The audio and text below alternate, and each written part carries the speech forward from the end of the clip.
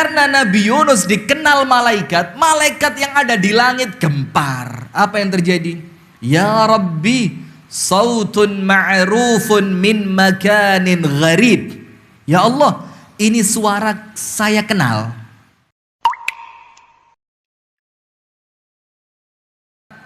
Kita bersyukur kepada Allah Subhanahu wa taala di malam hari ini. Alhamdulillah kita dipertemukan Allah dalam majelis yang luar biasa mulianya. Sampai kemudian An-Nabi sallallahu alaihi wasallam itu bersabda dalam hadis yang sahih, apabila kalian melewati taman syurga, apa kata Rasulullah? Farta'u, maka mampirlah walaupun cuma sebentar. Kemudian para sahabat tanya, ya Rasul, apa yang engkau maksudkan taman syurga yang engkau perintahkan kami untuk mampir ke sana? Apa kata Rasulullah? Hilaqudz dzikir, yaitu halaqah atau komunitas-komunitas zikir. Dan para ulama mengatakan di antara bentuk dan arti zikrullah, zikir, itu adalah majelis ilmu. Nah, maka saking besarnya keutamaan majelis ilmu, maka tidak semua orang oleh Allah diberi kesempatan. Seperti yang antum juga sampaikan tadi, ini majelis yang Allah berikan keutamaan luar biasa, maka tidak semua orang dikasih kesempatan hadir. Karena orang yang duduk di majelis taklim keinginannya oleh Allah dikabulkan. Maka saya terus ngomong di setiap majelis yang saya isi, saya bilang sambil ngaji monggo sambil doa. Doain orang tua kita, doain anak kita, doain keluarga kita, doain orang-orang yang kita kenal yang sedang sakit, ada masalah, doain diri kita, doa sama Allah yang banyak. Kemudian yang kedua, nanti ketika antum pulang, insya Allah biiznillah husnudzon, dosa antum 0. Amin ya rabbal alamin. Kemudian nama antum itu oleh Allah disebut di hadapan malaikat-malaikat muqarrabin, yang malaikat itu didekatkan sama Allah, punya posisi spesial di sisi Allah. Yang kalau antum sudah dikenal malaikat, antum tahu Nabi Yunus. Nabi siapa? Yunus. Kenal? Kenalan di mana? Antum tahu, jangan kenal, tahu. Kalau antum kenal Nabi Yunus, cium tangan anak. Oh, Yunus temen. RT berapa? Nah, maka Nabi Yunus alaihi salam Ibnu Matta itu ketika ditelan ikan paus, di dalam perutnya ikan fi dzulumatin thalath, ditutupi 3 lapis kegelapan. Nomor 1, gelapnya malam, gelapnya dasar lautan, dan gelapnya perut ikan paus. Zikir dengan zikir yang antum semuanya hafal. La ilaha illa anta subhanaka inni kuntu minadz zalimin. Ini zikir ajaib. Karena Nabi Yunus dikenal malaikat, malaikat yang ada di langit gempar. Apa yang terjadi? Ya Rabbi, sautun ma'rufun min makanin gharib. Ya Allah, ini suara saya kenal. Tapi tempat keluarnya suara ini bukan tempat yang biasa saya dengar. Apa Allah perintahkan? Cari. Dicari, ketemu ternyata Nabi Yunus. Apa Allah katakan? Falaula annahu kana minal musabbihin lalabitha fi batnihi ila yaumi yub'atsun. Kalaulah dulu sebelum ditelan ikan paus, bukan ketika susah, bukan ketika senang. Sekiranya dulu dia tidak rajin berzikir, maka dia akan tetap dalam perut ikan paus sampai kiamat. Berarti penting tidak dikenal malaikat? Penting tidak? Antum kalau mau meninggal, malaikat rebutan, oh ini kenal anak, ahli masjid barokah ini. Tidak boleh nyabut nyawa sembarangan, hati-hati, itu malaikat maut diinstruksikan untuk Bahasa Sukoharjonya pelan-pelan apa? Alon-alon, enduk-enduk ngerti? Nggak ngerti antum? Ah, kurang gaul antum ya. Pelan-pelan katanya. Kenapa? Ini jamaah masjid barokah. Nggak boleh nyabut nyawanya sakit. Setelah dicabut, disimpan, dibawa naik ke langit, kasih minyak wangi, balik ke alam kubur, dapat nikmat kubur. Kenapa? Dikenal oleh malaikat. Dan antum yang duduk di majelis taklim oleh Allah dikenalkan pada malaikat. Fulan bin Fulan, Alzam bin Azam. Masya Allah. Pencolotan dek kursi gak rutu-rutu. Saya tunggu kapan rutu ya Regi. Ternyata insya Allah calon mujahid. Amin. Nah, maka karena besarnya keutamaan majelis taklim, tidak semua orang bisa duduk. Ada orang sempat, tapi Allah kasih sakit. Ada orang sehat, tapi Allah bikin gak sempat. Sing kebangetan sehat, sempat, gak berangkat. Ah, ini rodo ini. Ini malaikat kenalnya kenal mokong ini. Baik, mokong banget ini. Nah, maka mengerti mokong ya. Nggak ngerti juga. Salah tempat pengajian saya. Nah, maka hadirin sekalian, kita bersyukur kepada Allah. Alhamdulillah kita sama Allah diberikan kesempatan, diberikan kemampuan, diberikan waktu, diberikan kesehatan. Akhirnya bisa duduk di majelis yang insya Allah mengingatkan kita kepada Allah, mendekatkan kita dengan sunnah Rasulullah, yang salah satu keutamaannya, man amila salihan min dzakarin aw untha wa huwa mu'minun falanuhyiyannahu hayatan thayyibah. Allah akan kasih kehidupan yang baik buat antum semua. Amin ya rabbal alamin. Kemudian pemirsa Madani TV dimanapun anda berada, salawat beriring salam semoga tercurahkan dan terlimpahkan kepada uswah kita, suri tauladan kita, Nabi besar, Nabi agung, An-Nabi Muhammad sallallahu alaihi wasallam. Sebelah sini. Kue ndak usah, ndak bisa makan saya, ceramah.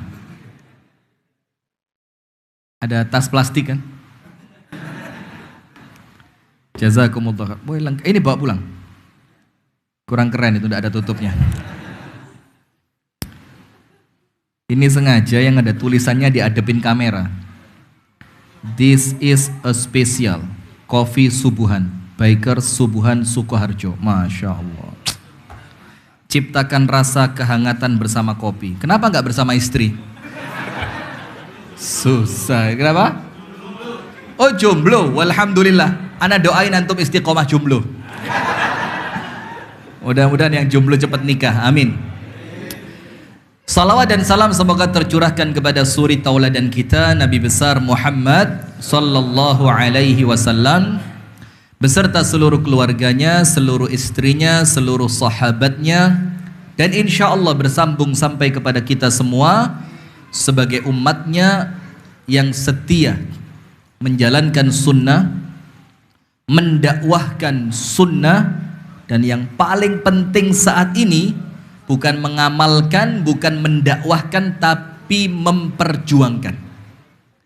memperjuangkan sunnah Nabi ila yaumil qiyamah. Hadirin sekalian, jamaah Masjid Barakah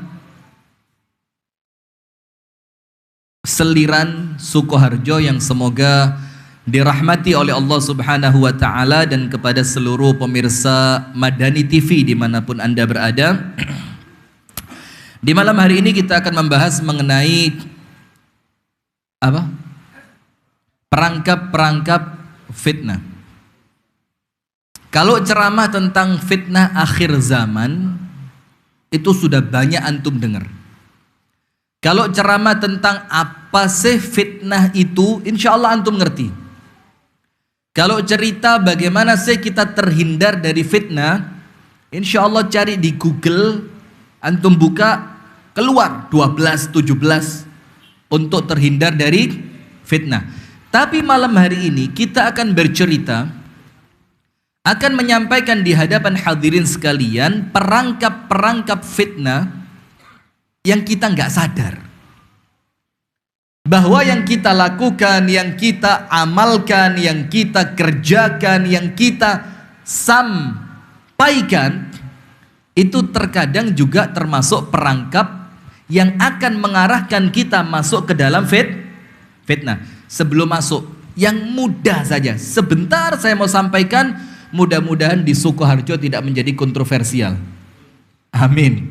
Tapi insya Allah kalau di sini aman semua ya. Televisi yang kurang aman ini. Antum dengar berita kemarin ada salah satu ikhwah kita yang nendang sesajen di Semeru. Tahu beritanya? Sekarang berbalas apa? Apa yang menjadi dampak dari perbuatan itu apa sekarang? Dibales 1000 sesajen untuk kota titik-titik. Arak-arakan 1000 sesajen titik-titik, mengumpulkan sukarela 1000 satu dibalas berapa? Bukan 1000 sudah ribuan. Nah sekarang kita mau tahu enggak? Memang yang kita amalkan itu, saya yakin insya Allah kita husnudzon sama saudara muslim kita. Dia niat mau memurnikan tauhid. Dia tidak rela ada suatu persembahan yang dipersembahkan untuk selain Allah, walaupun itu untuk Allah pun caranya juga tidak benar. Maka dengan semangatnya, dengan niatan baiknya itu ditendang. Tapi kenapa di video? Juga antum tidak tahu itu punya siapa. Jangan-jangan memang untuk orang-orang yang beragama non-Islam, yang itu ritual agama mereka. Sementara kita dikatakan oleh Allah, lakum dinukum waliyadin. Kalau orang Islam yang mengamalkan masih lumayan lah, kita bisa lakukan itu. Lah kalau itu punya orang Hindu, kalau punya orang yang memang agama dia mengajarkan tersebut seperti kejawen atau yang lain, nah maka tanpa kita sadari ada fikih dakwah yang memang sebelum kita berdakwah kita harus ngerti duluan. Tak kasih contoh. Saya kasih contoh. Insya Allah ini saya sampaikan tulus ya. Saya tidak ada, jarang saya ceramah nyindir fulan, nyindir kelompok alan, itu sudah tidak masuk sudah. Selewat zamannya wis lewat. Sekarang dakwah itu mau cari bekal kalau besok mati gitu aja. Kalau besok saya mati, apa bekal saya ngadep kepada Allah? Ngeresi hati, ngeresi lisan, kita bersihkan hati, bersihkan lisan, kita bersihkan muamalah kita, kita bersihkan ibadah kita, kan begitu ya? Karena kita ini dakwah bukan modal Allahu Akbar, menikmati ternyata jalannya salah. Nah kan ya kesian, eman ya. Nah sudah. Maka saya sampaikan ini, insya Allah saya nyampaikannya buat bekal kalau besok saya meninggal. Dan antum mudah-mudahan jadi saksinya. Amin. Nah begini hadirin, saya kasih satu contoh. Tadi saya sempat ngobrol dengan beliau. Dan beliau juga ketika Rasulullah SAW itu melihat Ka'bah. Kan Ka'bah yang ada sekarang hadirin, itu bukan seperti Ka'bah yang awal dibangun oleh Nabi Ibrahim dan putranya Nabi Ismail. Maka kalau antum lihat Ka'bah kan kotak, terus ada sedikit setengah lingkaran itu. Aslinya bangunan Ka'bah itu ya setengah lingkaran masuk. Setengah lingkaran itu termasuk bangunan Ka'bah. Maka aslinya bukan persegi 4 tapi persegi panjang. Nah ketika Rasulullah SAW yang Allah mengutusnya itu apa? Rahmah. Rahmat yang Allah hadiahkan untuk manusia. Tentu dakwahnya juga dakwah yang apa? Rahmat. Nah sudah. Maka Nabi SAW melihat Ka'bah tidak sesuai bangunan asli yang dibangun oleh Nabi Ibrahim dan Nabi Ismail. Apa Rasul katakan kepada Ibunda Aisyah? Fima ma'nah, dalam hadis yang kurang lebih maknanya begini. Wahai Aisyah radhiyallahu taala anha, kalau saja umatmu ini tidak baru masuk Islam, artinya umatnya dalam keadaan baru masuk Islam, apa Rasul katakan? Akan aku hancurkan Ka'bah ini Dan akan aku bangun kembali seperti Ka'bah yang dibangun oleh Nabi Ibrahim bersama Nabi Ismail. Tapi karena kaummu masih baru masuk Islam, saya khawatir nanti dikira Muhammad datang hanya untuk menghancurkan Ka'bah. Nah, sekarang panjenengan perhatikan. Berarti oleh Nabi Muhammad, Ka'bah itu dibiarkan dengan bentuk yang telah dirubah atau dibangun seperti aslinya Nabi Ibrahim dan Nabi Ismail. Dirubah atau dibiarin? Padahal seharusnya penting enggak itu? Penting, kiblat hadirin. Ini kiblat. Dan ini bangunan inna awwala baiti wudhi'a lin-nasi lalladzi bi Bakkah. Bangunan yang Allah langsung yang memerintahkannya untuk dibangun. Dan yang bangun enggak macam-macam. Bukan tukang Sukoharjo. Nabi Ibrahim plus putranya, Nabi juga, Nabi Ismail, yang kemudian batunya sampai sekarang masih disimpan yang namanya Makom Ibrahim. Banyak orang kita salah paham, dikira Makom Ibrahim itu kuburan. Makom itu bahasa Arab, Indonesianya tempat berdiri. Qoma yaqumu, berdiri. Tempatnya makom. Tempatnya apa? Makom. Nah, batunya itu hadirin dalam hadits riwayat Bukhari itu bisa naik turun sendiri. Ketika ambil batu bata itu batu turun, sret. Nabi Ibrahim ambil. Nanti batu batanya mau dipasang itu batu bisa naik sendiri. Belum ada lift, belum ada. Ini lift gaib ini. Iya. Bukan spirit doll loh ya. Itu spirit doll jangan-jangan. Sudah, itu oleh Nabi Muhammad dibiarin gak dibangun. Padahal penting, itu kiblat. Apa masalahnya? Khawatir memunculkan Nah, itu pembukaannya. Jadi insya Allah dalam waktu kurang lebih 3 jam ke depan kita akan membahas. Kenapa? Siap saya yang gak siap. Dalam waktu kira-kira ya 40, 50 atau bahkan 30 menit ke depan kita akan bahas masalah apa? Perangkap-perangkap fitnah, artinya sesuatu yang potensial memunculkan fitnah tapi kemudian kita tidak menyadarinya bahwa itu akan membuka fitnah. Sip, yang pertama. Hadirin sekalian yang dirahmati oleh Allah Subhanahu wa taala, ibu-ibu dan ada ibu-ibu? Ada, banyak. Alhamdulillah. Ibu-ibu, ada ibu-ibu? Bu, panjenengan ngapain di belakang? Ada layar kamera? Ada.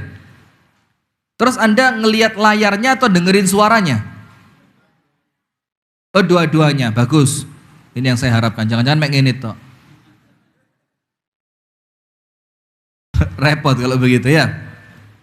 Sudah. Hadirin sekalian yang dirahmati dan diberkahi oleh Allah, yang pertama kita mau secara singkat saja, apa sih fitnah itu apa? Fitnah itu apa? Secara garis besar, arti fitnah secara bahasa itu ibtila, wamtihan, wakhtibar. Intinya apa? Ujian. Intinya apa?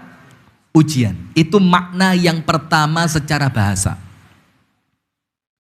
Jadi kalau dibilang kamu terkena fitnah, berarti engkau sedang terkena ujian, dites sama Allah.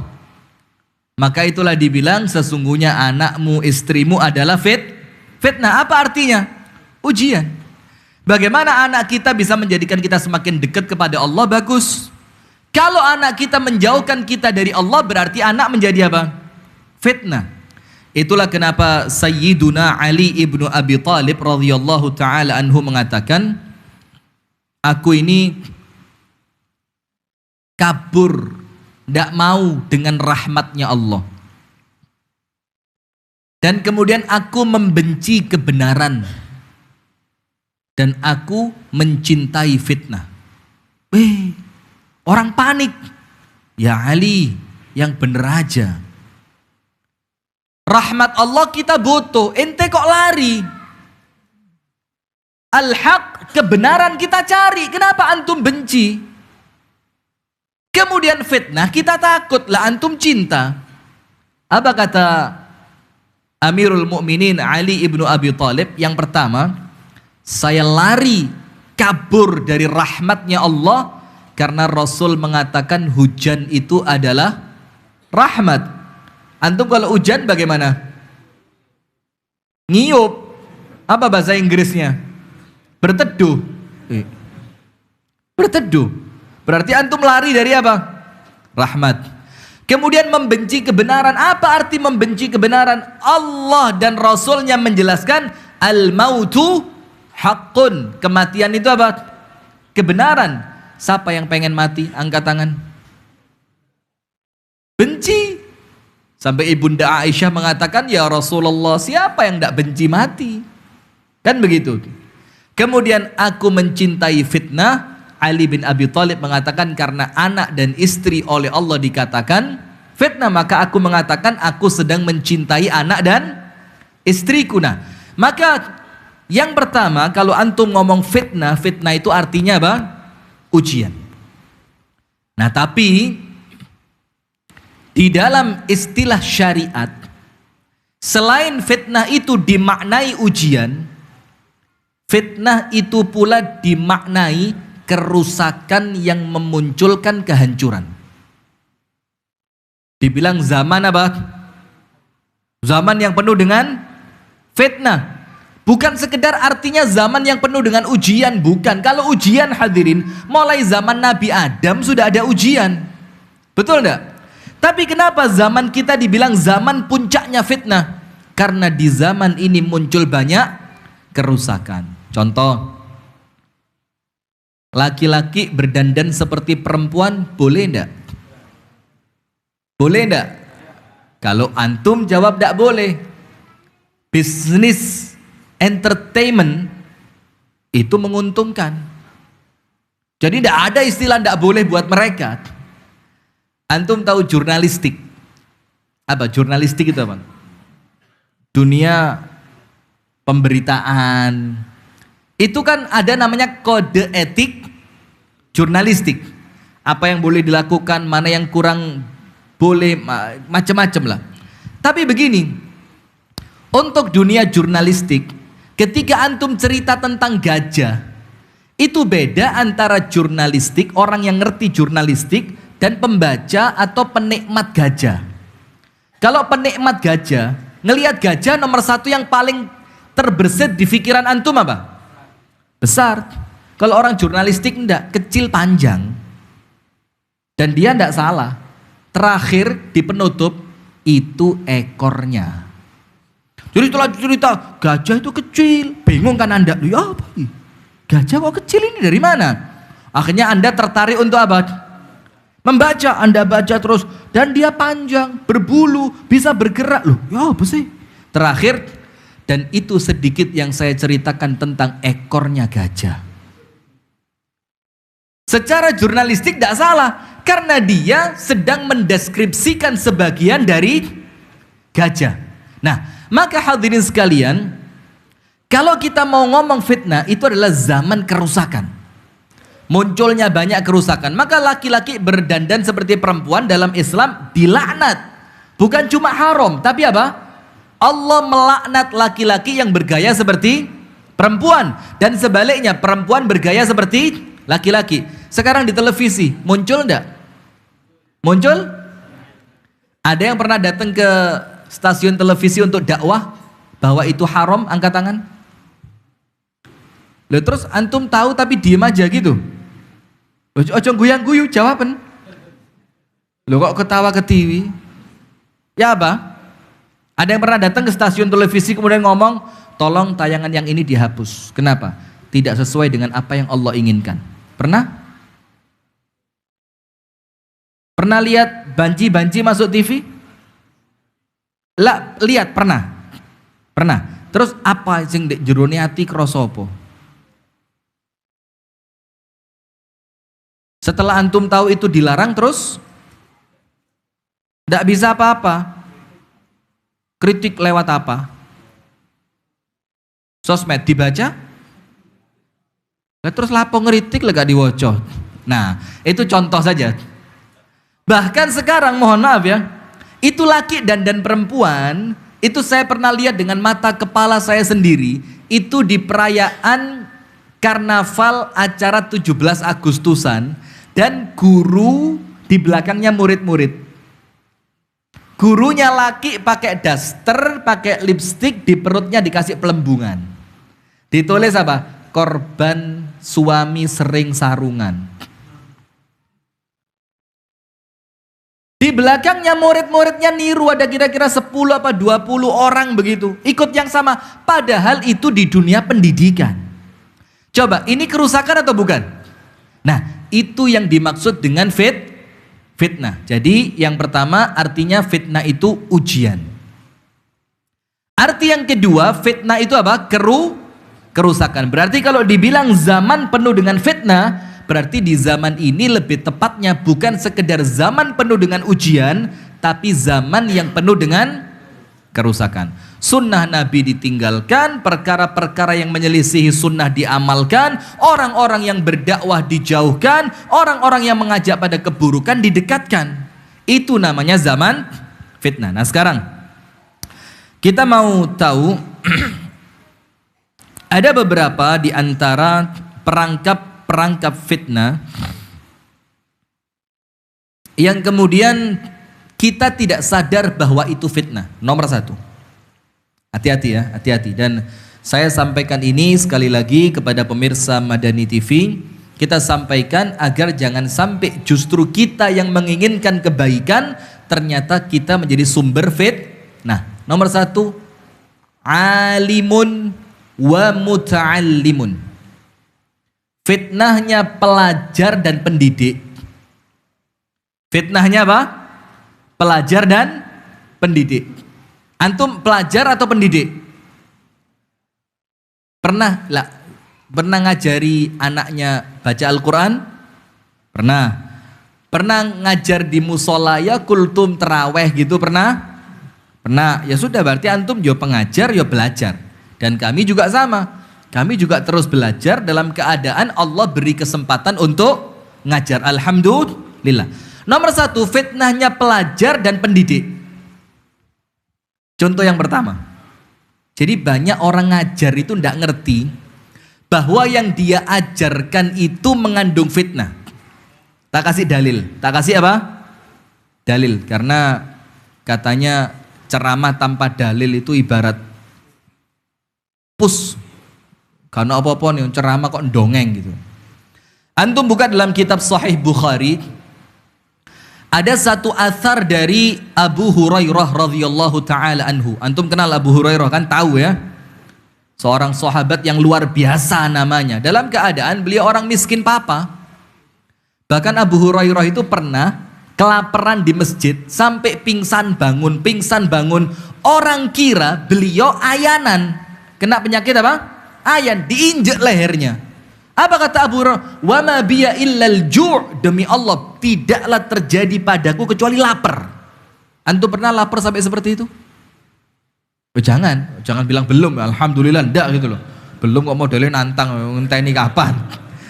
Sudah, Abu Hurairah seperti itu. Dengan hadis yang beliau sampaikan yang hampir tidak ada ceramah kecuali nyebut nama Abu Hurairah. Ya benda.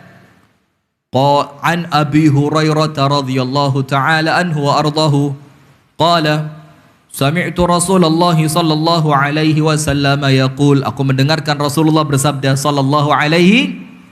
Apa kata Abu Hurairah hadirin? Dalam hadis fima makna yang kurang lebih maknanya begini. A'tani Rasulullah sallallahu alaihi wasallam wi'aini mali'aini bil ilm. Rasulullah sallallahu alaihi wasallam memberikan kepadaku 2 wadah besar berisi ilmu. Berisi apa? Ilmu. Gampangannya begini, dikasih sama Rasul untuk Abu Hurairah 2 ember berisi apa? Ilmu. Terus apa kata Abu Hurairah? Yang 1 ember saya ceritakan sama kalian semuanya sampai habis. Tentang sholat, tentang puasa, tentang surga, tentang neraka. Aku sampaikan sama kalian, penuh semua tak sampaikan. Yang kedua, tidak aku sampaikan kepada kalian, tak simpen sampai aku mati. Coba saya mau tanya, apa hukum menyembunyikan ilmu? Boleh apa enggak orang punya ilmu kemudian ilmunya disembunyikan, enggak disebar? Boleh? Enggak boleh. Kenapa Abu Hurairah lakukan? Coba ngerti mana antum sama Abu Hurairah tentang hukum menyembunyikan ilmu? Ngerti siapa? Jelas ngerti Abu Hurairah. Tapi kenapa Abu Hurairah yang mengerti tentang haramnya menyembunyikan ilmu dari masyarakat, dari manusia, kenapa dia tidak sampaikan ilmu yang satu yang dia dapat dari Rasulullah yang penuh tadi?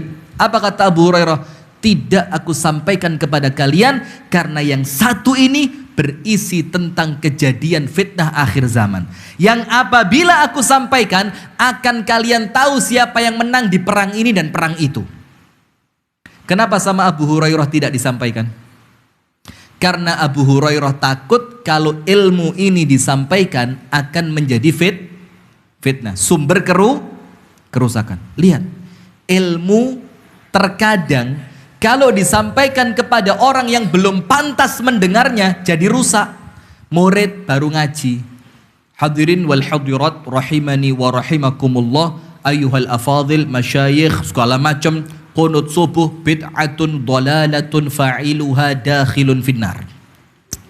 Hadirin, qunut subuh bid'ah, dhalalah, yang pelakunya walaupun sholat subuh, sholat malah masuk neraka. Nah, ini kalau dipotong bahaya. Ustadz Rifki mengatakan qunut subuh bid'ah, dhalalah finnar. Lah ini cerita saja. Nah sudah, ternyata waktu ngaji tadi ada anak baru ngaji, ABN, anak baru ngaji. Masuk dia, oh semangat, qunut subuh bid'ah, pelakunya masuk neraka. Besok pulang ke kampungnya dia, ke daerah Seliran. Masjid Barokah qunut enggak? Enggak, tergantung imamnya atau memang sudah enggak qunut lama. Kalau imamnya qunut, qunut. Pernah ada imam yang qunut? Ngeles antum Ustaz, kunut nazilah, yang kunut subuh itu loh yang apa? Nah, dan tidak apa-apa, pilihan kan? Begitu juga yang kunut kan begitu. Nah sudah, ini pulang ke kampungnya, bapaknya sholat subuh, ikut dia, Pak Nandi, subuhan le, melok Pak. Sampai masjid, ternyata imamnya kunut, bapaknya angkat tangan, dicaplek be anaknya. Gak usah angkat tangan Pak, bid'ah iki Pak. Sing ngene iki gak usah delokin, rokok sampean Pak. Iki sambil sholat tuh ini. Rusak apa enggak? Padahal yang dia sampaikan ilmu atau bukan? Ilmu. Kenapa ilmu merusak? Karena disampaikan dan tersampaikan kepada orang yang belum selayaknya mendengarkan. Itulah hadirin kenapa orang cari ilmu itu at-tadarruj. Apa tadarruj itu? Bertahap. Belajar kitab yang kecil dulu.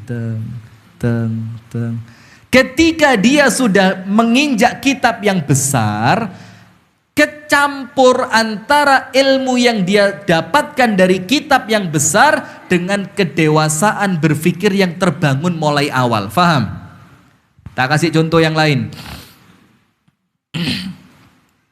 Suatu hari Rasulullah Shallallahu Alaihi Wasallam bertanya kepada salah seorang sahabat.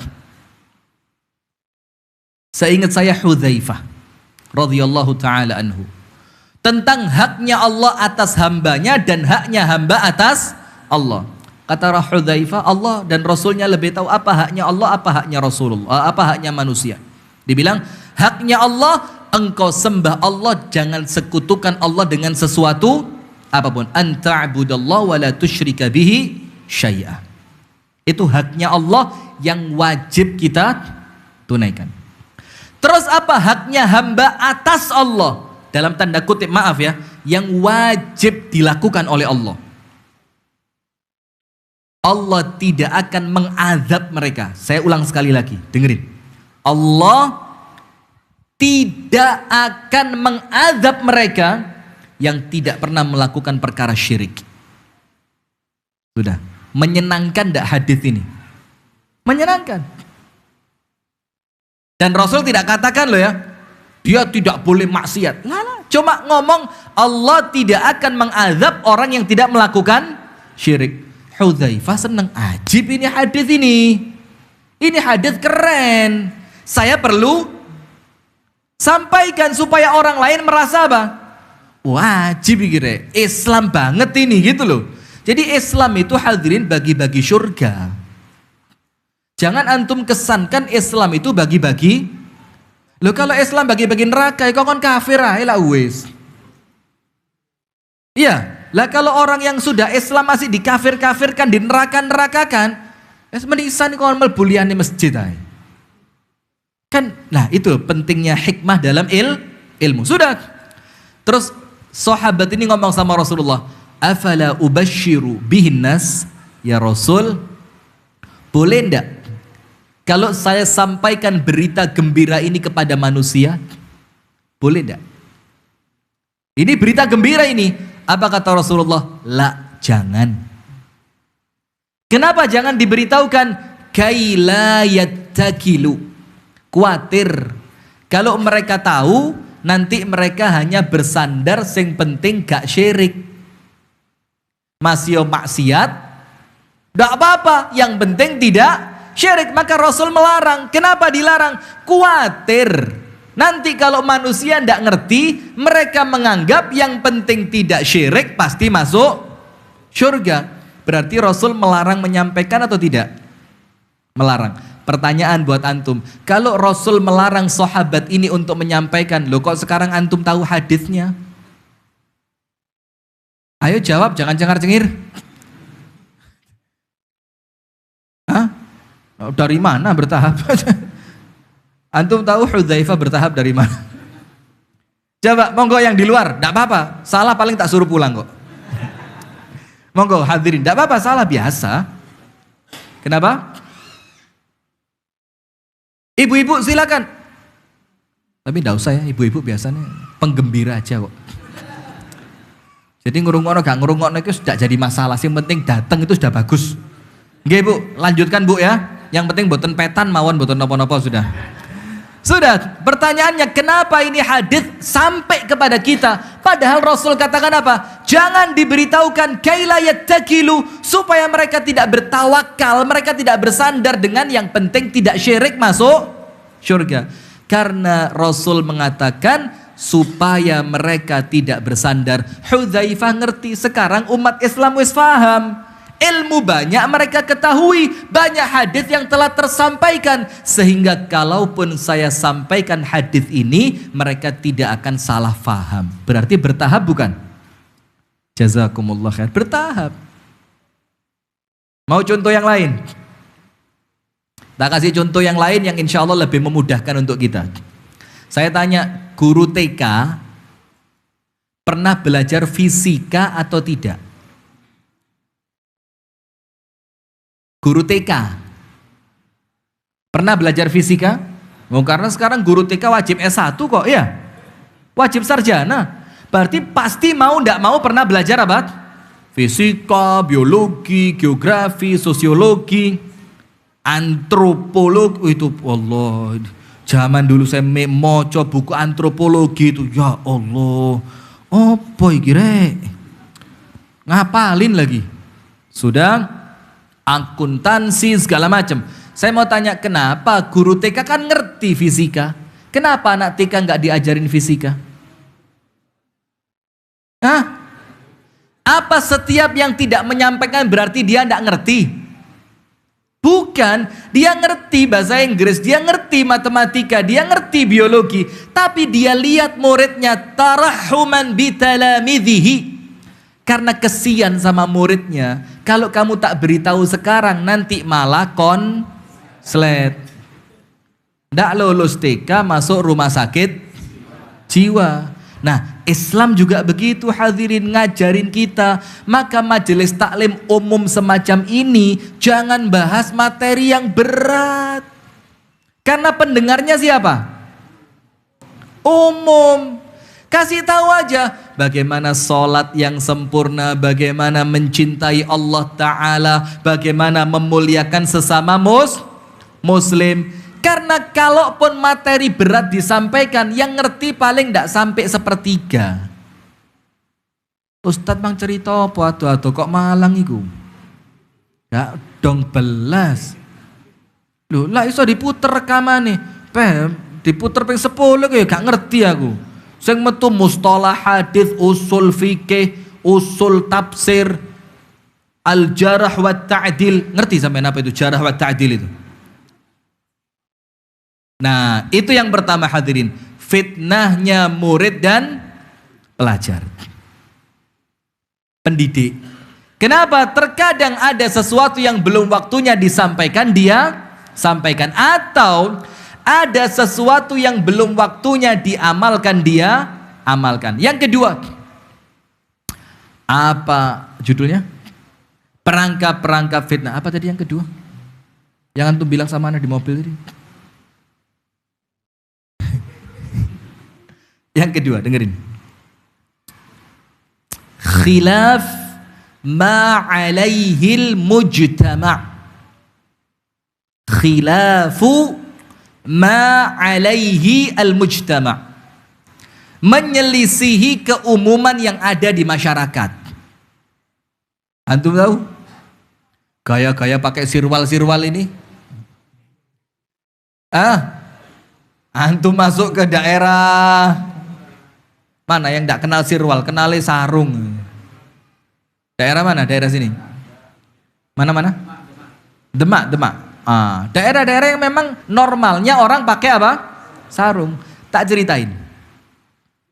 Antum kenal Al-Imam Malik bin Anas kan? Tidak kenal. Tahu ya. Tak ralat. Mohon maaf saya salah. Antum tahu Al-Imam Malik bin Anas rahimahullahu ta'ala guru dari Al-Imam Asy-Syafi'i rahimahullahu ta'ala wa nafa'allahu bi'ulumihi. Semoga Allah menjadikan kita bisa mengambil manfaat dari ilmu mereka, amin. Sudah, suatu hari Imam Malik itu safar tahu ya? Apa? Oh iya, ngerti di mana? Saya khawatir bahasa saya nggak sampai gitu loh. Safar. Di waktu sholat Imam Malik masuk ke suatu masjid. Zaman dulu kan tidak ada Facebook. Jadi orang tidak tahu, oh Imam Malik foto dong, tidak ada. Imam Malik tanda tangan dong, tidak ada zaman dulu. Tidak ngerti, wala Imam Malik, wala Imam Ahmad, wala Imam Syafi'i. Dan tidak mengurangi kemuliaan mereka, betul tidak? Sudah. Imam Malik itu ulama salah satu yang paling concern masalah pakaian. Concern itu apa? Perhatian. Yang paling memperhatikan apa? Pakaian. Sampai antum tahu Imam Malik itu ketika ditanya orang di pasar masalah ilmu, apa kata Imam Malik?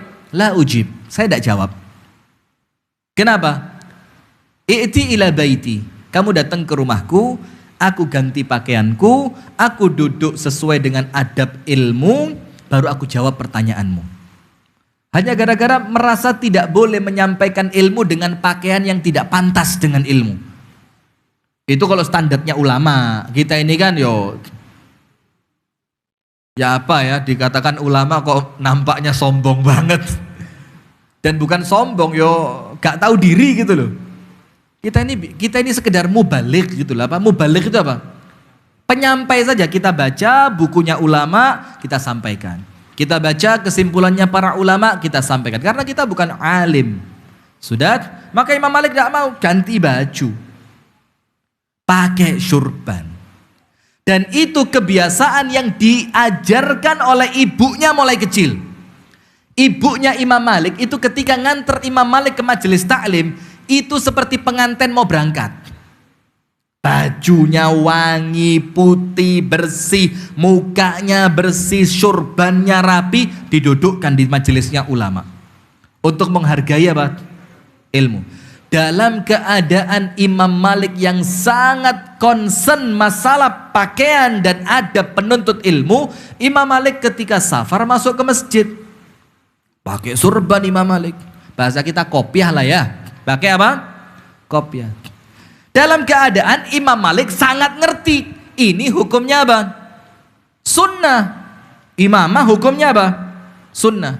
Ketika masuk masjid, dilihat sak masjid tidak ada yang pakai kopiah. Bukan malah Imam Malik minta waktu di mimbar menjelaskan tentang keutamaan kopiah. Bukan, ini ngerusak ini. Iya. Takmirnya siapa? Takmir. Tolong, saya kasih waktu ya. Kultum. Kuliah terserah antum. Kultum, saya mau ceritakan keutamaan menggunakan imamah. Enggak. Apa yang dilakukan Imam Malik? Surbannya dilepas. Fawadha'aha fi qummi thawbi. Itu gulungan surban dilipat rapi, dimasukkan ke dalam lengan bajunya. Karena orang zaman dulu kan seperti orang Sudan zaman sekarang. Kalau tahu pakaiannya, gamisnya orang Sudan itu kan lengannya lebar, itu bisa buat nyimpen. Nah, sama Imam Malik, surban yang dilepas tadi dimasukin ke sini. Terus kenapa Imam Malik lakukan itu? Supaya tidak menyelisihi manusia. Kenapa? Khawatir orang ngelihat iki aliran apa maneh. Ahmadiyah nampaknya bukan. Syiah tapi kok surbannya putih, biasanya ireng. Dibilang kejawen tapi kok yang gak gamis. Nah, bikin orang apa? Terfit. Nah, maka hati-hati. Menyelisihi keumuman masyarakat di dalam perkara yang tidak dilarang oleh syariat itu makruh. Apa? Makruh. Kenapa? Akan menjadikan kegaduhan dan fitnah di tengah-tengah masyarakat. Maka kita ini hadirin yang normal lah, nggak usah sok pengen beda dari orang lain. Sampai dikatakan dalam pepatah Arab itu apa? Khalif tu'raf. Sing uaneh dikenal kamu.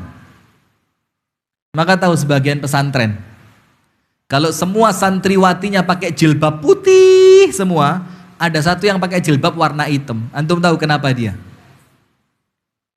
Kenapa dia pakai hitam? Apa? Bukan caper, dihukum. Supaya kelihatan ini anak sedang terhukum. Jadi disuruh beda. Maka orang Arab bilang khalif tu'raf, sing uaneh dikenal. Termasuk aneh itu apa?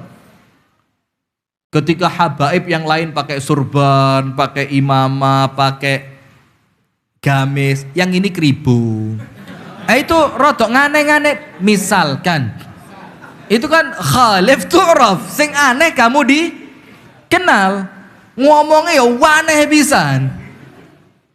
Jadi yang dihukum oleh Allah itu dosa sosial, bukan antar manusia dengan Allah. Ya Robbi, ini bodohnya orang 10 dipek. Nah, sudah. Nah, maka sampai apa? Sampai dibilang dalam pepatah yang lain, bul, pipislah. Bima izamzam tu'raf. Pipislah kamu di sumber mata air Zam-Zam, sumur Zam-Zam, terkenal kamu. Terkenal, tak jamin terkenal. Mau? Nanti kalau umroh tak antrin, di mana letak sumurnya, pipiso di sana. Ada askar, ngirno askar itu. Pipiso di situ. Besok masuk Jawa Pos Anda. Jamaah umroh dari Indonesia terancam hukuman pancung. Kenapa? Aneh. Akhirnya menjadikan fitnah. Maka sampai ada dalam ilmu usul fikih. Nah, metu malahan usul fikih. Itu apa? Al-adah muhakkamah. Apa al-adah muhakkamah itu? Adat yang umum dilakukan masyarakat itu bisa menjadi hukum. Bisa menjadi apa? Hukum. Contoh, tidak boleh menyelisihi selama tidak dilarang oleh syariat. Karena kalau Anda menyelisihi, Anda malah menyelisihi syariat. Tak kasih contoh mau? Misalkan di Seliran ini, kalau mau nikah itu harus bukan syariat, ini adat di daerah apa? Seliran. Itu harus bawa kasur ke rumah calon mempelai wanita. Contoh saja, misalnya. Nah, maka itu melanggar syariat enggak? Kalaupun melanggar dari sisi apa?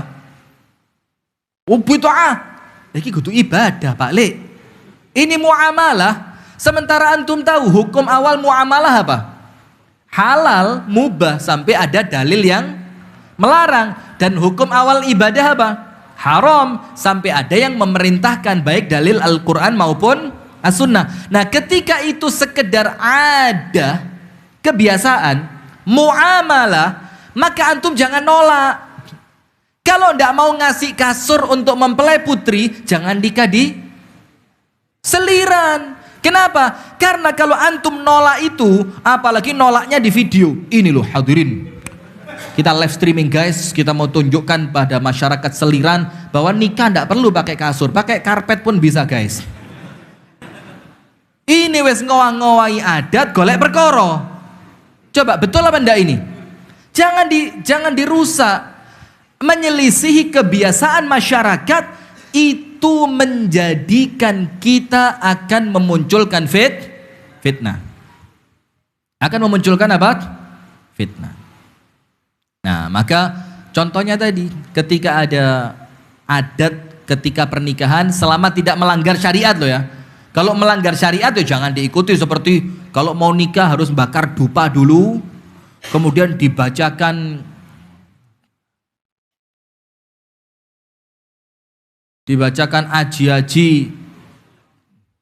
aji-aji apa gitu, sampai nanti apa, ya itu jelas melanggar syariat. Kalau tidak ngasih sarung, roti buaya, jangan diganti roti Ka'bah. Kaget orang Betawi, loh ini roti buaya kok roti Ka'bah, ini kenapa? Nggak bisa, buaya ini binatang, haram kita membentuk binatang, haram. Berarti yang boleh apa? Kita bikin Ka'bah saja. Terus tumpeng diganti bentuknya kotak, diganti kelirik, artinya awalnya nasi kuning jadi nasi hitam. Ini mau apa antum? Ini memunculkan fitnah. Maka itulah kenapa hadirin sekalian, oleh An-Nabi sallallahu alaihi wa alihi wa sahbihi wasallam, kita itu oleh Nabi Muhammad bukan disuruh uzlah di waktu aman. Tunggu dulu, uzlah itu apa? Menyendiri, betul enggak? Menyendiri, bahkan Rasul sabdakan, nanti ketika mendekati kiamat, ketika fitnah itu muncul, kalian pergi ke puncaknya gunung, bawa kambing kalian, hidup bareng kambing. Itu lebih baik dibanding kalian kumpul manusia. Itu di zaman ketika dakwah sudah tidak ada. Tapi ketika dakwah masih ada seperti ini, apa Rasul katakan? Alladzi yukhalitun nas. Orang yang mau kumpul bareng manusia, wa yasbiru ala adahum, dan dia sabar ketika diganggu, khairun, itu lebih baik dibandingkan siapa? Minalladzi la yukhalitun nas, dibanding orang yang tidak senang kumpul-kumpul. Biasanya orang yang tidak senang kumpul apa? Wala yasbir ala adahum, tidak sabaran, baperan, gampang tersinggung. Nah, maka sekarang saya mau tanya, kalau antum kumpul manusia, ngikutin kebiasaannya manusia enggak?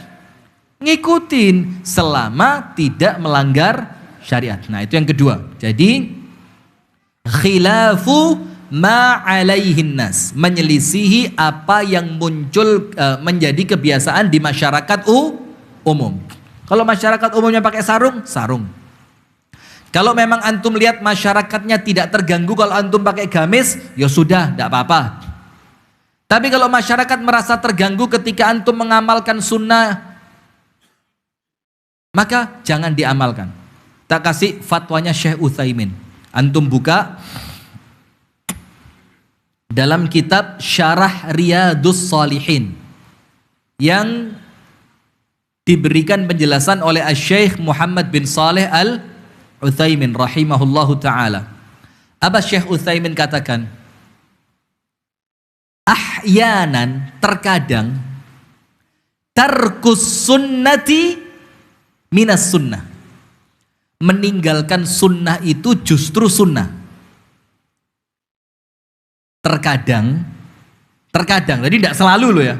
Jangan difahami, oh Ustadz Rifki mengajak kita meninggalkan sunnah. Jadi memang rodok repot. Sekarang apa-apa direkam itu, ini termasuk fitnah juga. Terkadang meninggalkan sunnah itu sunnah. Artinya apa? Terkadang antum itu mengamalkan sunnah, antum menghidupkan sunnah dengan meninggalkan sunnah. Tak kasih contoh. Apa kata Syekh Utsaimin? Meninggalkan tawarruk. Tawarruk itu apa? Sujud apa? Duduk tahiyat ketika sholat 3 rakaat atau 4 rakaat. Tahiyat akhir. Duduknya yang kaki sebelah kirinya itu dikeluarin dikit. Betul enggak? Dan itu untuk space tempat, lebih makan tempat dibanding duduk iftirosh, ya enggak? Kalau iftirosh kan cuma 2 kaki aja santai, dia enggak seberapa makan tempat. Tapi kalau duduknya tawarruk yang sedikit miring begini, itu kalau orangnya gemuk seperti, jangan baper. Ana belum nyebut baru ngelihat lo ya. Sekat delok tok wis ngaku. Enggak usah, santai aja. Orangnya sedikit dapat nikmat kelebihan berat badan gitu ya, nikmat loh ini. Itu yo ngejeleke itu iso ngerobohno wong telu. Ini miringnya gini orang 3 bisa gerutu gitu. Malah rusak sholatnya orang ya. Nah, maka kata Syekh Utsaimin, terkadang meninggalkan sunnah duduk tawarruk ketika tahiyat akhir itu malah sunnah. Padahal sunnahnya tawarruk. Tapi kalau antum memaksakan diri tawarruk, nanti orang sebelah antum malah apa? Terganggu. Maka supaya orang tidak terganggu, maka jangan menjadikan mereka merasa terganggu, termasuk dalam model baju. Contoh yang lain. Cium Hajar Aswad. Hukumnya apa? Sunnah. Menyakiti orang Islam dengan sikumu, hukumnya apa? Haram. Berarti ketika antum ingin mencium Hajar Aswad, tapi bisa nyium dengan cara harus nyakiti orang Islam, maka mendingan yang sunnah mencium Hajar Aswad ditinggalkan. Yang penting saya tidak melakukan yang haram, yaitu menyakiti orang Islam. Nah, maka dari sini ingat, tarkus sunnah ahyanan minas sunnah. Terkadang termasuk sunnah itu dengan meninggalkan sunnah. Wes, itu yang kedua. Jadi perangkap fitnah. Nomor 3. Apa perangkap fitnah yang ketiga? Yang apabila kita tidak tahu, kita akan menjadikan masyarakat itu terfitnah. Dalam keadaan niatnya apa? Baik, bangun masjid. Binaul masjid. Ustadz, yang bener aja antum kalau ceramah. Bangun masjid kok fitnah, itu ya apa? Antum tahu Masjid Dirar? Wis mulai. Saya jujur, angkat tangan yang tidak tahu Masjid Dirar. Tahu ya? Ya wis, lanjut yang keempat. Loh, cari tahu. Percuma saya ceramah kalau antum sudah tahu ya. Baru ngaku belum, tadi malu-malu. Maka dibilang ada 2 penghalang orang dapat ilmu. Nomor 1 al-haya, malu. Nomor 2 al-kibr, sombong. Jadi orang yang malu itu tidak dapat ilmu. Yang kedua apa? Sombong. Nah, bangun masjid. Bisa tidak bangun masjid jadi fitnah? Bisa tidak bangun masjid jadi fitnah? Bisa. Dan ini perangkap fitnah, hadirin. Apa maksudnya? Di desa antum ada 1 masjid jami, Masya Allah, dibangun mulai tahun 1709.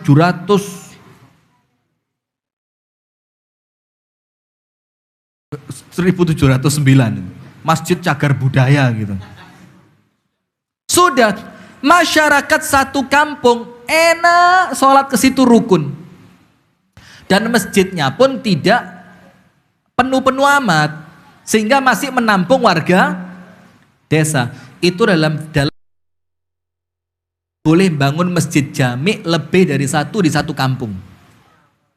Kenapa? Yaitu tadi, karena khawatir masjid yang antum bangun memunculkan apa? Fitnah. Nah, maka ketika antum merasa itu enggak bisa Ustadz anak sholat di situ, kenapa? Isinya itu ahlul bid'ah semua Ustadz. Sholat ke situ itu hati kayak panas gitu. Jadi sholat itu bukan mendekat ke surga Ustadz. Itu sholat seperti sedang ngicipi neraka Ustadz. Coba. Akhirnya ketika antum merasa itu masjid-masjid yang penuh dengan bid'ah, antum berusaha apa? Penggalangan dana bangun masjid sunnah. Wah, mulai ya kalimat-kalimatnya itu mohon maaf lah, ini tidak ngomong kelompok tertentu, tapi yang umum yang kita lihat di masyarakat. Sampai antum lihat berapa banyak masjid yang kemudian jadi sumber fitnah, yang sempat berita terakhir dibakar. Kita tidak ngomong pro kontra, yang benar yang bakar atau yang benar yang dibakar. Wallahu a'lam bishawab ya. Barusan ini kan ada masjid dibakar. Kenapa? Itu masjid hadirin, salah satu sebabnya kami dengar langsung dari guru kami yang telepon kepada orang yang langsung ada di tempat tersebut. Itu masjid IMB-nya tidak keluar. Bahkan yang mengeluarkan penolakan pembangunan masjid langsung gubernurnya. Dalam keadaan ditolak pembangunannya oleh gubernur, berita yang sampai itu masih ada datengin semen, datengin pasir, itu kan nampaknya kurang baik. Iya. Nah, akhirnya memunculkan apa? Faham sampai sini? Nah, sekarang saya mau cerita masjid Dirar. Masjid apa? Dirar. Ketika Rasulullah SAW sudah punya dua masjid. Yang pertama Masjid Quba, yang kedua Masjid Nabawi. Dan dekat Quba Nabawi itu berapa? 5 kilometeran mungkin ya. Sekitar 5 kilometeran yang kita disunahkan ke sana. Yang Rasulullah biasa kalau hari Sabtu itu ke Masjid Quba. Sholat di sana. Sudah. Ketika Rasulullah pulang perang, ada satu orang munafik bisiki, Rasul, ada proyek keren. Ini bahasa kita ya, jangan bahasanya Rasul, bukan. Nanti masuk Rasul proyek keren, enggak. Ada proyek keren ini, penggalangan dana, pembangunan Masjid Barokah. Sudah, kita udah bikin masjid Rasul. Kita mau ibadah sama Allah. Kita bikin supaya di tempat kami itu ada masjid, jadi masyarakat bisa sholat, dan sholatnya sesuai dengan sunnahmu, mulai softnya rapet, semua celananya di atas mata kaki, semua jenggotnya harus 15 cm. Kemudian kita mau bikin begitu Rasul. Kami minta engkau sholat di sana. Maaf ya, mungkin bahasanya itu ya bercanda aja lah ya. Kami minta engkau sholat di sana ya Rasul, supaya ini menjadi resmi gitu loh. Rasulullah sempat mengiyakan. Rasulullah sempat apa? Mengiyakan. Tapi apa yang terjadi hadirin? Ketika Rasulullah sudah mau berangkat sholat ke sana, oleh Allah diingatkan, la taqum fihi abadan. Jangan masuk. Jangan sholat di situ. Jangan berdiri di situ. Ya Rasul, ini masjid loh. Kenapa engkau tidak boleh sholat di situ? Allah katakan apa? Ini masjid dibangun untuk apa? Tafriqan bainal muslimin, memecah belah umat Islam. Sekarang lihat, perpecahan umat itu fitnah atau bukan? Fitnah. Lalu terus Allah katakan, masjid yang pertama kali dibangun di atas ketakwaan, engkau lebih pantas sholat di sana. Yaitu maksudnya Allah masjid apa? Nabawi. Atau masjid lebih awal lagi Quba, kan begitu. Nah, maka hati-hati hadirin. Bangun masjid itu juga perlu difikirkan matang. Coba di Seliran ini, berapa masjid Ustaz? 3. 1 RT 1. Berarti di Seliran ada 3 RT. Ya, Nah itu kan aman ya, ya gitu aja. Seperti yang kita tahu di Yogyakarta ada masjid yang namanya Jogo. Kan nampaknya untuk kita kan awal-awalnya dulu aneh. Loh masjid itu namanya Babus Salam, masjid itu Baitur Rahmah, masjid itu Nurul Falah, masjid itu Barokah. Ini kok masjid Jogokarian? Ini nama nabi siapa ini? Atau Asmaul Husna atau apa ini? Ternyata penamaan dengan nama Jogokarian itu nama wilayah. Tujuannya apa? Untuk skup dakwah. Berarti pada lingkungan Jogokarian masjidnya ini. Untuk dakwah di sekitaran Jogokarian dipusatkan di sini. Untuk masyarakat Jogokarian diharapkan sholatnya ke sini. Coba kalau di situ ada masjid satu lagi. Terus masjid yang satu itu pakai klaim lagi. Diklaim. Ini masjid lebih begini. Lebih mendekati Bukhari Muslim ini. Semua amaliyah di masjid kita itu bisa dicarikan dalilnya dalam Bukhari Muslim. Antum mau hadis nomor berapa, pojok sebelah mana? Kita carikan nanti. Mulai masjid itu sunnahnya tidak ada tiangnya. Karena tiang itu nanti memecah shaf. Sampai masjid itu tidak boleh ada mihrabnya. Antum tahu tidak hadirin? Syekh Albani rahimahullahu ta'ala, Alzam, tolong ya. Ini jangan-jangan pansos ini. Nanti bentar lagi lewat lagi ya, nak. Sini lagi ya. Atau duduk sini sekalian. Udah, guyon-guyon. Sudah? Ngomong apa tadi? Syekh Nasiruddin Al-Albani dalam kitabnya sifat salat Nabi kalau saya tidak salah, tapi saya pernah baca, itu mengatakan mihrab ini bid'ah. Mihrab ini apa? Bid'ah. Jadi menurut beliau dan ini sama sekali tidak jadi masalah loh ya. Jadi bukan berarti kita mengatakan ini seakan-akan kita menyalahkan Syekh Albani. Loh, sopo ana siapa Syekh Albani, betul enggak? Beliau ulama yang luar biasa, jasanya besar, ilmu hadisnya luar biasa, dan beliau seorang ulama yang memang sudah sepak terjangnya itu diketahui dan diakui. Tapi ingat, beliau mengatakan mihrab itu hukumnya apa? Bid'ah. Jadi yang betul kata beliau, itu masjid itu ya kotak saja sudah. Kotak aja. Nanti shaf yang pertama itu imam. Baru shaf kedua, ketiga itu diisi makmum dan seterusnya. Nah, tapi artinya hadirin, jadi ketika antum mau bangun masjid, itu harus diskusi betul dengan masyarakat. Panggil tokoh-tokoh masyarakat, betul enggak? Tujuannya apa? Agar jangan sampai masjid yang antum dirikan malah menjadi sumber perpecahan umat dan pada akhirnya menjadi perangkap munculnya fitnah. Sudah berapa sekarang? 3. Nomor 1 tadi apa? Pelajar dan pendidik. Kadang-kadang menyampaikan sesuatu yang belum saatnya disampaikan dan pelajarnya terlalu semangat dalam menyampaikan dalam keadaan ilmunya belum sempurna. Nomor 2 apa? Menyelisihi keumuman yang ada di masyarakat. Ini Islam loh, ini tidak boleh. Nomor 3, sebagian dari pembangunan masjid. Nomor 4, fitnah inkaru al-munkar. Fitnah apa? Inkarul munkar. Apa inkarul munkar itu? Mengingkari kemungkaran. 3 jam betul ya? Lah, jujur. Maaf, biasa selesai jam berapa? Jangan ngomong relatif, jam. Jam itu udah ada. Jam berapa sekarang? Jam relatif, Ustaz. Loh. Masih kurang lama loh ini. Yang keempat, inkarul munkar. Apa inkarul munkar itu? Mengingkari kemungkaran. Antum saya yakin pernah dengar hadis, man ra'a minkum munkaran falyughayyirhu biyadihi. Barang siapa di antara kalian melihat munculnya kemungkaran, Kalimatnya Rasulullah apa? Fal yughayyirhu biyadi. Ini fi'il amr dan langsung Tidak nunggu besok. Langsung rubah kemungkaran itu dengan apa? Yad, tangan, kekuatan, kekuasaan.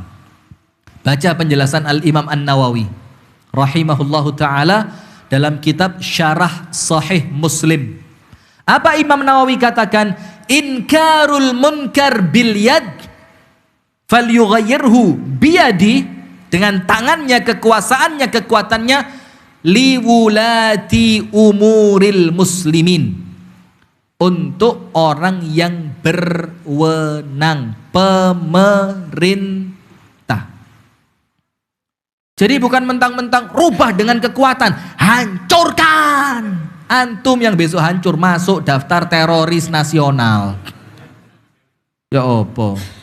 Dan maaf hadirin, ndak usah kepancing emosi. Main cantik. Main apa? Cantik. Kalau antum sekarang langsung sikat, hancurkan, bakar, Allahu Akbar. Besok yang ngomong subhanallah saja tidak boleh. Kenapa? Salah cara. Salah apa? Cara. Boleh tidak Ustadz dengan kekuatan? Boleh. Selama memang antum orang yang berwenang dalam perkara itu. Betul apa enggak? Nah sudah. Kalau tidak bisa dengan tangan, fabilisani. Dengan apa? Lisan. Lisan itu hadirin dengan lisan hikmah, bukan dengan lisan bodoh, musyrik, ta'al ya musyrik, masuk neraka cepet syrik. Lah, bilisan itu lisan apa? Hikmah, nasihat. Antum tahu apa Imam Ghazali katakan dalam kitabnya Ayyuhal Walad? Al-Imam Al-Ghazali mengatakan, an-nasihatu sahlun. Nasihat itu gampang. Kari ngomong jadi nasihat. Wal mushkilu qabuluha. Yang berat itu nerima. Yang berat itu apa? Nerima nasihat. Nah maka jangan sampai nasihat yang susah diterima itu antum perberat diterimanya dengan cara menyampaikan yang tidak hikmah. Ceramah Pak. Saya punya teman. Saya sebut nama enggak ya? Sebut nama enggak? Jelek? Antum mana ngutosone ya? Saya punya teman di tempat kami tinggal, di masjid yang biasa kami sholat. Itu guru. Memang beliau luar biasa. Istiqomah sholat tahajud, istiqomah puasa Senin Kemis, sedekahnya Masya Allah, ibadahnya bagus, Masya Allah luar biasa. Semoga Allah jadikan beliau istiqomah, amin. Sudah, tapi satu, beliau itu kalau ngajar orang, mendidik orang gak telatenan, gak sabaran. Sampai pernah ada salah seorang wali murid yang gak terima gara-gara anaknya dipukul. Itu wali murid datang ke sekolahan, ini guru dilabrak. Terus ketika diskusi sama saya di masjid, kita kalau ba'da sholat asar itu, biasa kan waktunya longgar, habis asar di desa itu kan tenang gitu ya. Itu ngobrol segala macam, nanti setengah jam, 1 jam kita pulang. Itu saya cerita, Pak, orang ngajar itu ya sama dengan orang dakwah. Dakwah itu kan juga ngajar. Itu dikatakan oleh Allah dalam Al-Quran, itu harus dengan apa? Dengan lemah lembut. Antum tahu ayatnya? Wahai Muhammad, dengan rahmat dari Tuhanmu, lintalahum, kamu bisa lembut kepada mereka. Terus Allah bilang apa? Walau kunta fadhan ghalidhal qalbi lan fadhu min haulik. Kalau kamu keras hati, kamu kasar, mereka akan apa? Kabur. Loh kalau mereka kabur, kita mau dakwah sama siapa? Biarin Ustadz, itu orang yang tidak Allah beri hidayah. Loh enak lek ngono, lek ngomong lho. Lo antum itu dakwah supaya orang insya Allah dapat hidayah. Itulah kenapa Rasul mengatakan kepada Ali ibnu Abi Thalib, dan antum harus tahu ini hadis keluarnya kapan? Ketika Rasul nyuruh Ali bin Abi Thalib berangkat perang. Lihat, berangkat perang nasihatnya dakwah. Kita mau dakwah kayak orang mau perang pakai rompi anti peluru.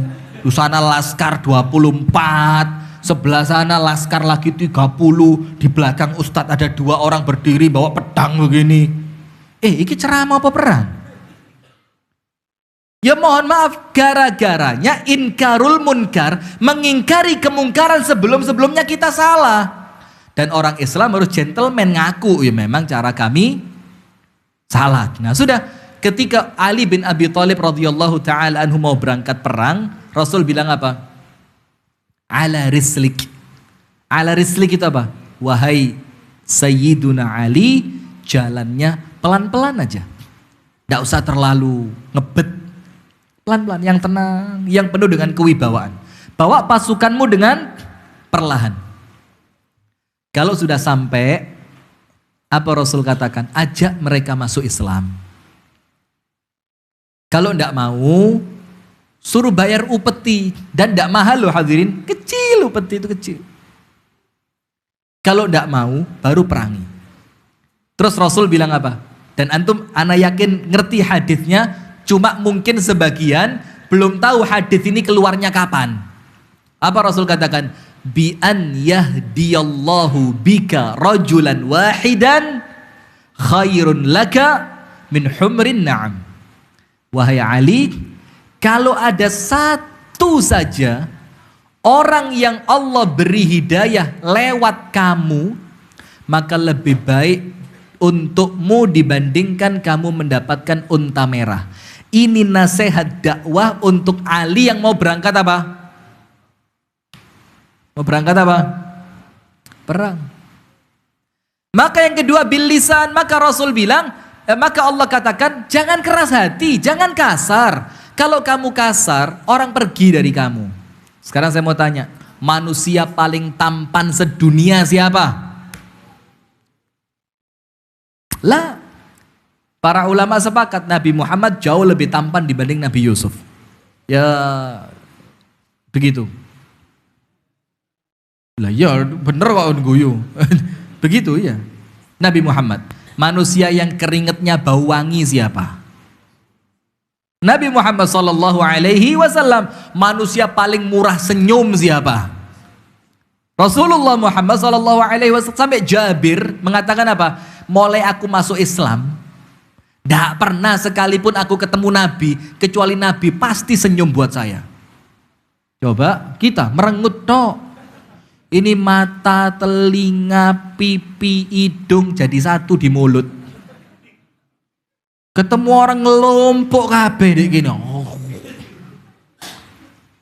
Coba, paling tampan Rasulullah, paling wangi Rasulullah, paling murah senyum Rasulullah, paling dermawan Rasulullah, paling menyenangkan Rasulullah. Manusia dengan fisik seperti itu saja, kalau keras, Allah bilang manusia bakal apa? Kabur, padahal ganteng, padahal tampan, padahal wangi, padahal senyumnya indah. Tapi kalau keras, Allah bilang manusia bakal pergi. Kita tampan, keringetnya wangi, senyumnya manis. Loh, yang tampan saja kalau keras orang bakal kabur. Ibu-ibu, bu, ada ndak bu seorang wanita suaminya ganteng tapi cerai? Ada ndak bu? Ibu-ibu kok nggak harus jawab. Sekali lagi ibu, ada ndak bu seorang perempuan suaminya tampan wong paling ganteng sak Sukoharjo misalkan dan sekitarnya, tapi nggak sampai Malang. Malang ya kalah sih ya. Sudah. Tapi rumah tangganya berantakan, istrinya minta cerai, ada? Rata-rata dibilang, bojomu lu ganteng mbak, suamimu tampan, kenapa bercerai? Kasar, suka mukul. Main tangan tergantung mainnya dong. Hah? suka mukul, padahal apa? Tampan. Orang seneng? Nggak seneng, padahal tampan. Kalau kasar orang nggak suka, karena naluri fitrah kita ini hadirin, Allah ciptakan nggak seneng dengan orang sombong, nggak seneng dengan orang yang apa? Gitu. Bahasa Malangnya itu begedut. Ngerti? Aduh susah. Memang saya tidak pengen keluar kota ini, susah. Bahasanya translate-nya susah gitu loh. Begedut itu kalau orang Jakarta bilang itu sok kemaki. Ah situlah. Sok lah. Siapa? Itu manusia tidak suka, dan manusia tercipta dalam keadaan tidak suka sama orang yang kasar, betul tidak? Jelek tapi sopan itu jauh lebih baik dibanding tampan tapi kasar, betul ibu-ibu? Tapi kalau ada tampan sopan milih mana? Jelas orang enek, tapi golek denti sentek stoknya sudah. Maka Nabi Muhammad saja hadirin tampan, wangi, keren, putih, proporsional, ganteng. Kalau kasar manusia pergi. Maka ingkarul munkar, dakwah yang keras untuk orang-orang yang tidak tampan model kita. Ini modalnya cuma satu, sopan. Wes gak ganteng kasar. Sih gak ganteng ini loh. Ya josnya senyum aja. Sudah keringetnya ndak wangi, kasar. Sudah pelit, kasar. Nah maka kalau ndak mampu dengan kekuatan, dengan lisan. Kalau ndak mampu dengan lisan apa? Faman lam yastati' fabil qalbi, dengan hati.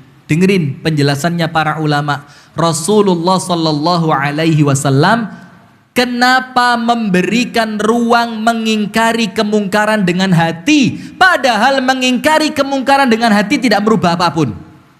Kenapa sama Rasul dikasih ruang?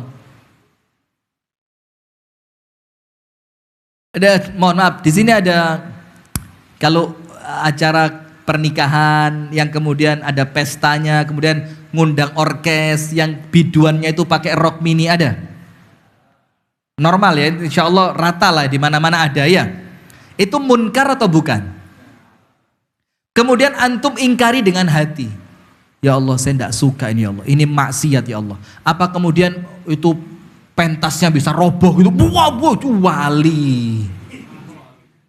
Bisa roboh gitu pentasnya? Enggak. Atau kemudian biduannya tiba-tiba dari yang rock mini tiba-tiba pakai gamis syar'i gitu, langsung lagunya ganti perdamaian, atau lagunya tetap lah, tidak mungkin berubah kan? Terus saya mau tanya, ya Rasul, kalau mengingkari kemungkaran dengan hati tidak mendatangkan perubahan secara kasat mata tentunya ya, terus mengapa engkau beri ruang untuk kami mengingkari kemungkaran dengan hati? Supaya tidak sama. Terus, ya tidak apa-apa, boleh. Betul itu, supaya ada yang membedakan. Walaupun kekuatan tidak bergerak, lisan tidak tersambungkan, tapi hati menolak, kan begitu. Terus yang lain, kenapa ada ruang mengingkari kemungkaran dengan hati?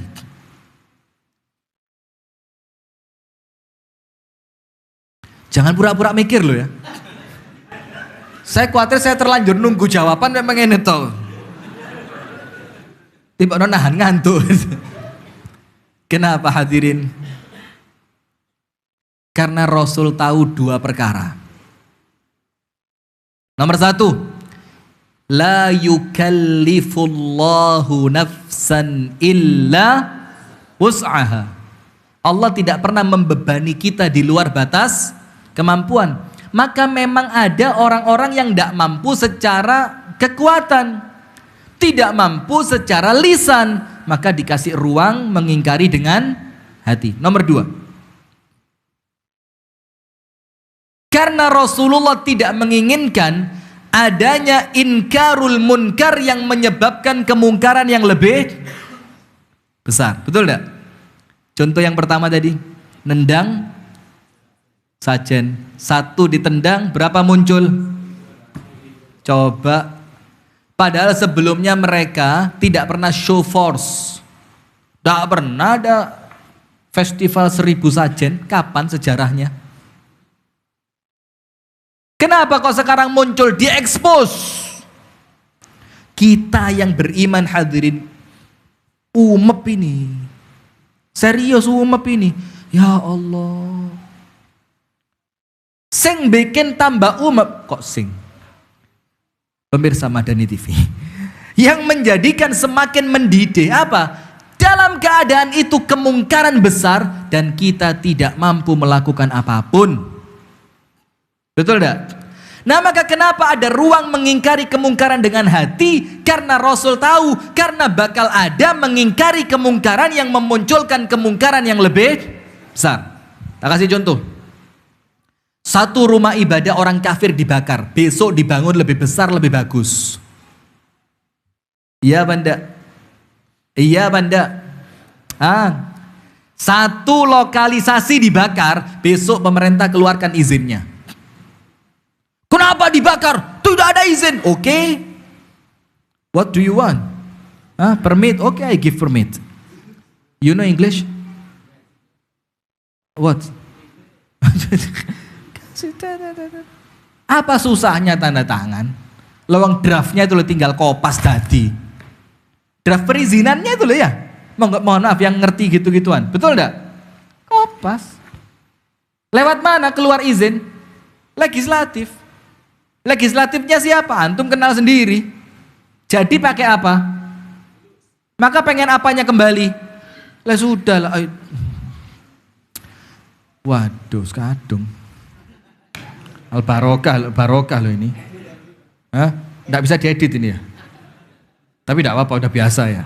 Insya Allah. Nah, maka itulah hadirin. Satu tempat pelacuran dibakar gara-gara tidak ada izin. Besok izinnya turun dibangun lebih keren. Ya? Pernah ngelihat tempat ibadah dibakar jadi lebih bagus? Tempat pelacuran dibakar jadi lebih bagus? Banyak.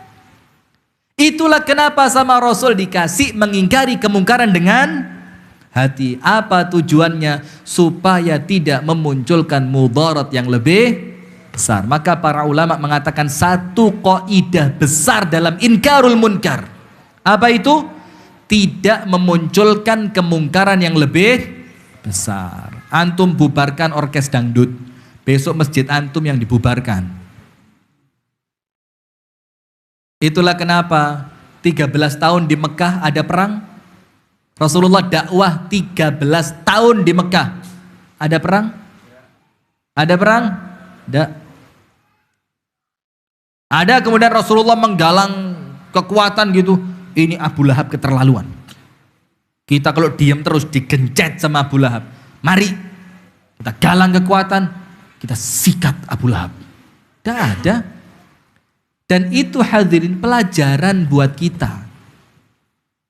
Ada di mana umat Islam perlu nguat-nguati sabar. Sampai Rasul katakan apa? Akan datang kepada kalian tahun-tahun yang penuh dengan kesabaran. Betul tidak? Ayyamas sabr.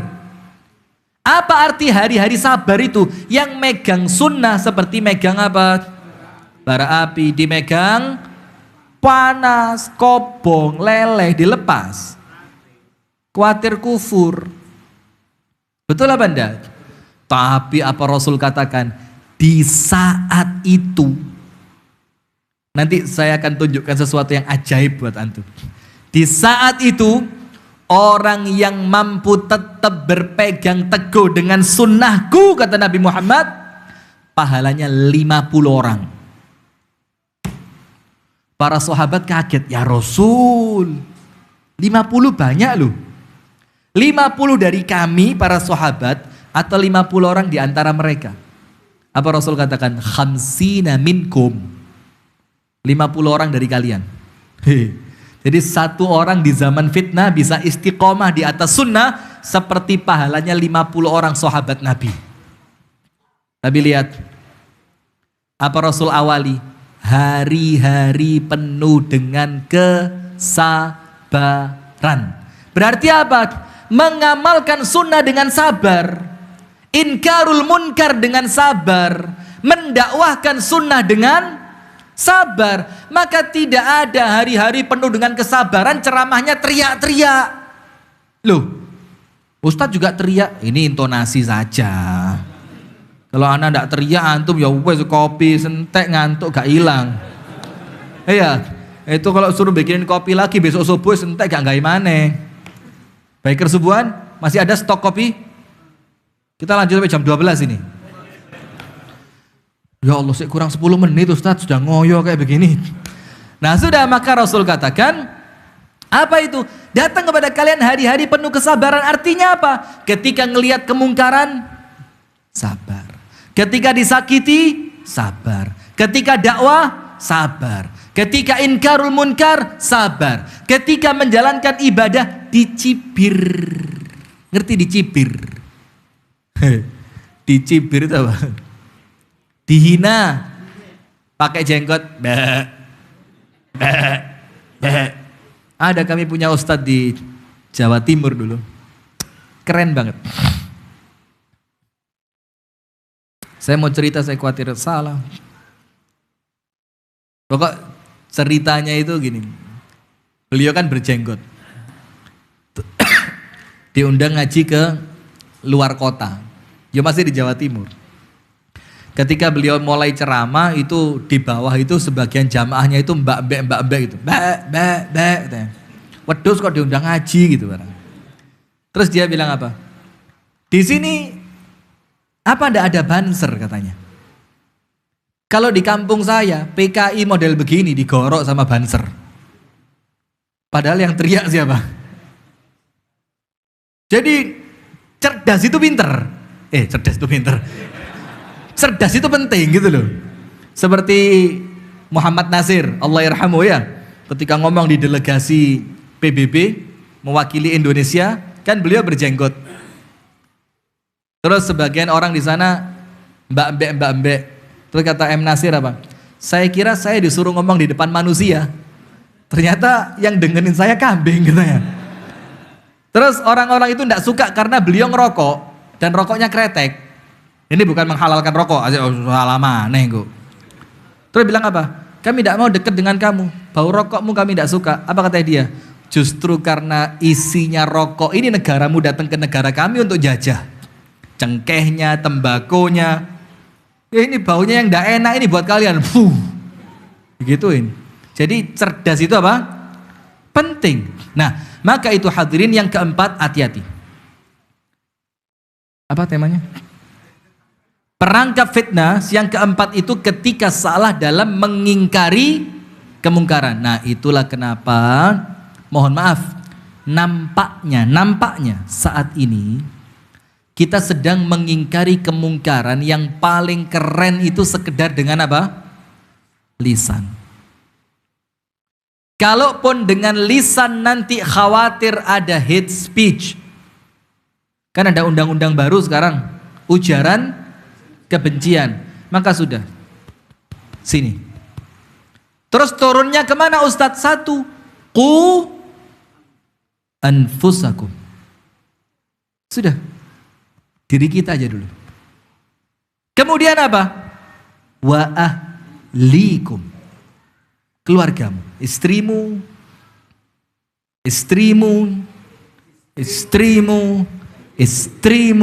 dan anak-anak dari istrimu. Itu. Loh, kalau umat yang lain tidak bisa didakwai, kenapa tidak bikin umat sendiri? Loh, Ustadz sawah, betul Ustadz ya? Antum tahu enggak? Kalau kapasitasnya satu perahu, jangan diisi 4, tenggelam. Tapi kalau nahkoda ngerti perahuku cukup buat 4 orang, antum naikkan cuma 1, zalim antum.